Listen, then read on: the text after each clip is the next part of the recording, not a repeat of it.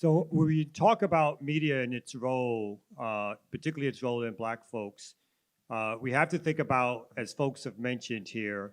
So I'll wrap up quickly with, I just wanted to name again some of the things in terms of a media narrative that we have to understand what happens both here and in Africa. And I think these things have been mentioned. I wrote them down based on what folks have said today, and I'm going to run through it really quickly. This is the media narrative from the West to us about Africa. That is full of dictators, that is underdeveloped, that is full of bribery, that is primitive, that is corrupt, that is war-torn, that is uncivilized, that is food insecure. Here's the media narrative for Black people to Africans, either in the continent or in the diaspora when they come here, right? And the diaspora, particularly the ones who came here, not those of us who were brought here, I'm talking about in particular. That we are lazy, that we need to pull ourselves up our bootstraps because we don't take advantage of all our opportunities here, that we're violent, that we are full of criminals, that we complain, right? And that we're down with the imperialist project. That's the media narrative that's fed to you both on the continent and as newcomer Africans here in the United States to keep us apart. So we have to watch the media because, as stated at the beginning of my talk, the United States is an enemy, has been an enemy, and will be an enemy of African people, both on the continent and here at home. What is the purpose of media? Whether or not that's media that's corporate owned or media that's independent, right? What is the narrative that media is giving you? Our media at Black Power Media is giving you this narrative that the United States government has been, is now, and forever will be an enemy of Black people in the United States and African people on the continent. There is no ifs, ands, or buts about it. That is the role of the United States vis-a-vis Black folks, vis-a-vis poor folks. And that is the narrative that we have to make sure that we are clear that we are giving you.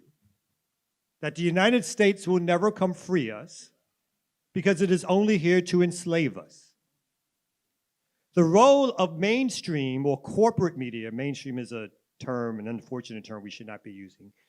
The role of corporate media is as what our fellow panelists have already stated.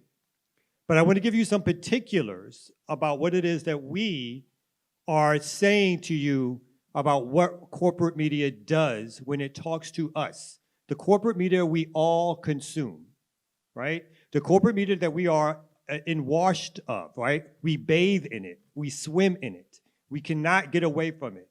It shapes our views from infancy until our death.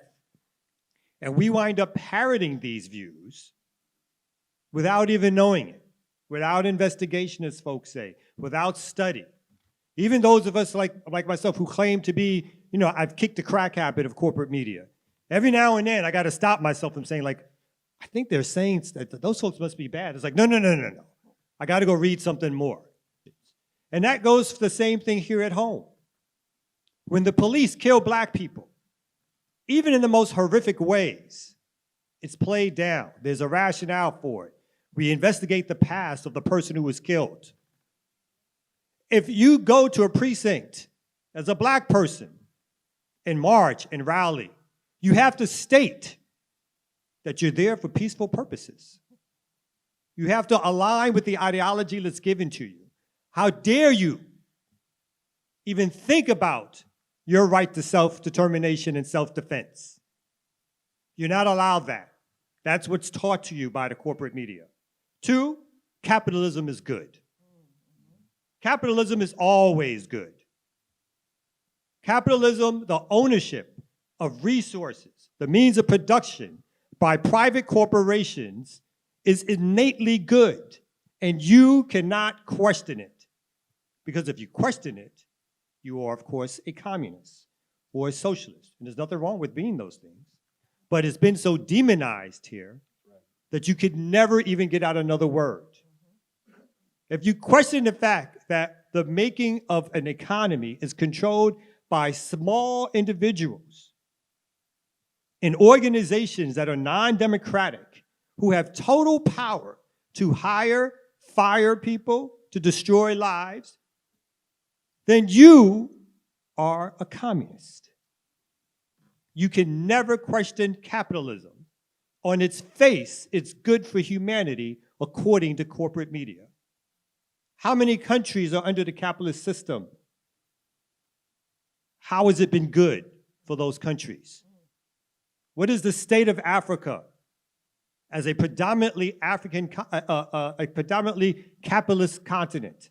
What is the state of Asia? The state of South America? What is the state of Europe? And what is the state of the United States under capitalism? There are few who are rich and many who are poor, but do not question it because capitalism is good according to Western media. Lastly, as Jackie mentioned, the Western media is here to tell us who our friends are and who our enemies are. So one day, Ethiopia was a friend of the United States, and then it wasn't. Iraq was a friend of the United States, and then it wasn't, and then it was again. Iran was a friend of the United States, and then it wasn't. So your enemies and friends, Russia was for a brief time also a friend of the United States post the Soviet Union, and then it wasn't again.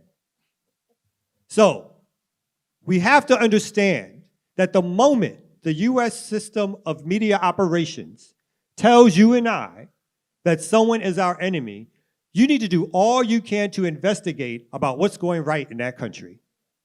What is it that you need to do to duplicate the efforts that have made these people the enemies of the United States and of Western Europe? Because that means that these people are really fighting for freedom, that they're really trying to liberate.